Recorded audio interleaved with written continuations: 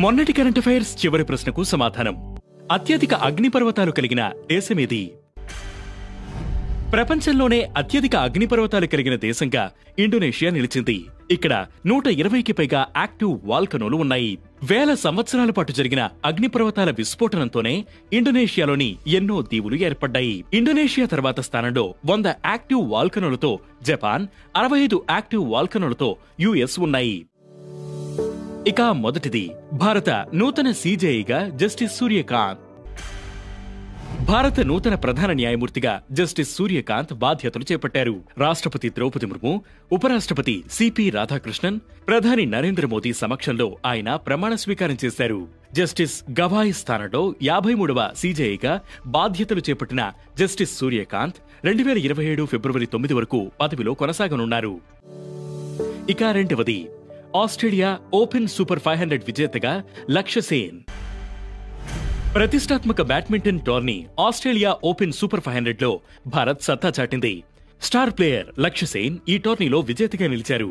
జపాన్కు చెందిన యుషి టనాకాపై 21-15, 21-11 తేడాతో గెలుపొందారు.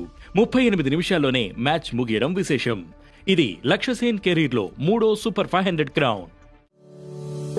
ఇక మూడవది ఏసీఐటీఐ పార్ట్నర్షిప్ లాంచ్ చేసిన Bharat, Australia, Canada. Canada, Australia దేశాలతో కలిసి Bharat, Australia, Canada, India technology and innovation partnership launch చేసింది. ఇందులో భాగంగా గ్రీన్ ఎనర్జీ, ఏఐ, ఖనిజాల పరిరక్షణ మొదలైన వాటిపై ఈ దేశాలు సంయుక్తంగా కృషి చేయనున్నాయి. కాలుష్యాన్ని పూర్తిగా నివారించే దిశగా ఇవి పనిచేస్తాయి.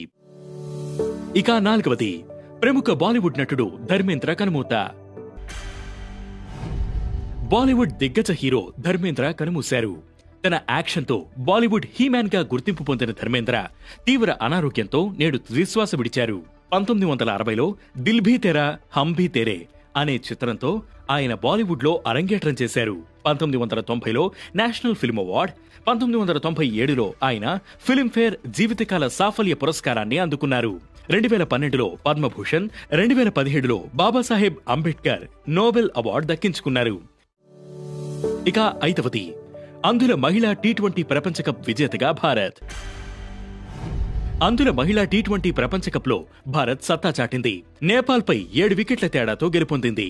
12 ఓవర్లోనే 115 పరుగుల లక్ష్యాన్ని టీమిండియా ఛేదించింది.